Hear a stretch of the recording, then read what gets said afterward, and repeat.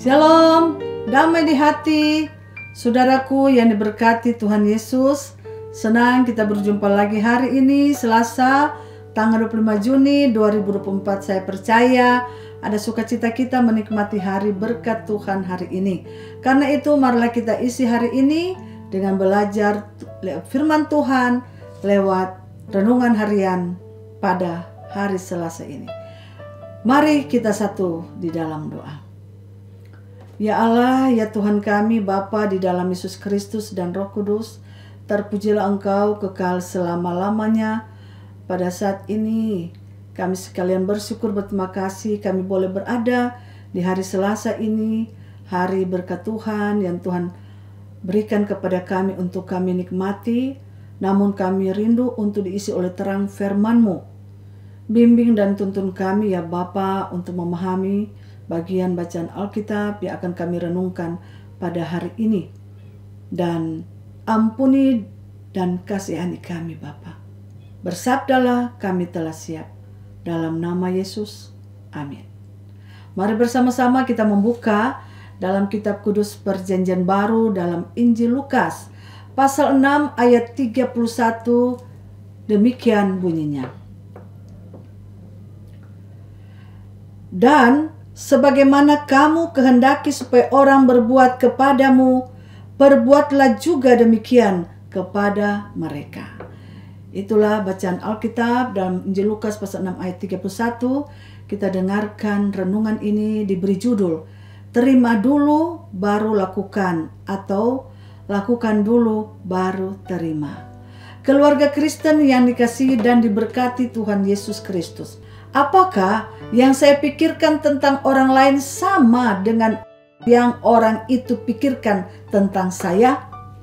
Pemikiran seperti ini sering muncul di otak kita.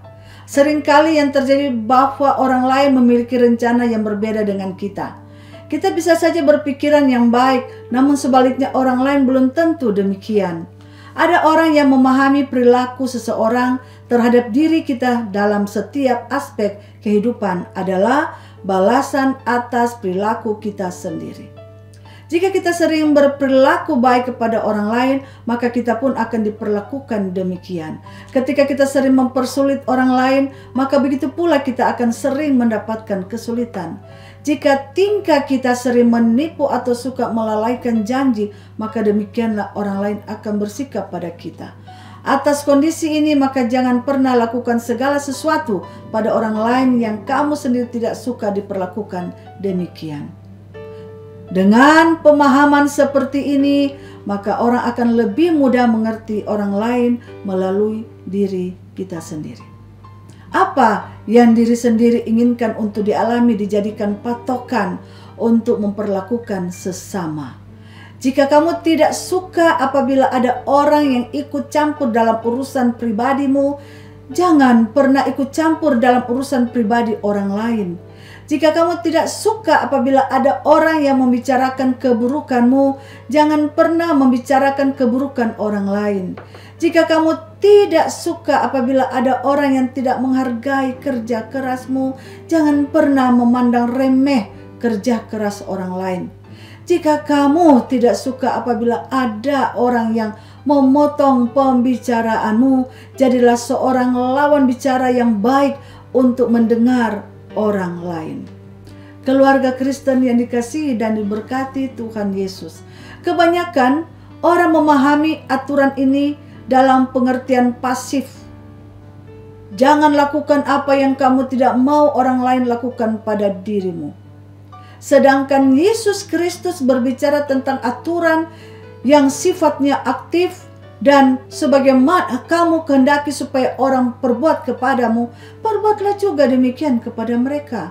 Artinya, aturan ini bukan melahirkan prinsip nanti melakukan sesuatu setelah kita menerima. Namun Yesus Kristus mengajarkan kita bahwa kita yang harus memulai melakukan sesuatu yang baik.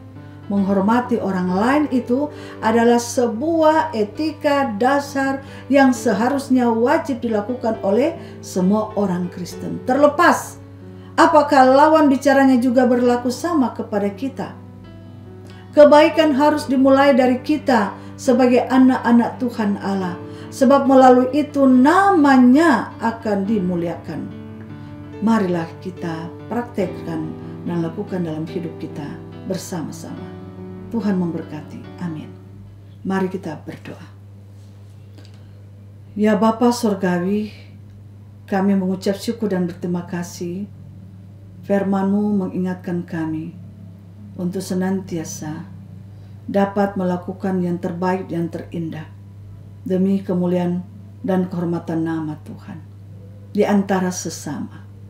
Sebagaimana kami lakukan yang baik, yang indah dalam sapa, dalam tegur, dan dengan segala kebaikan kemurahan hati, maka tentu juga ya Tuhan, kami akan menerima hal demikian.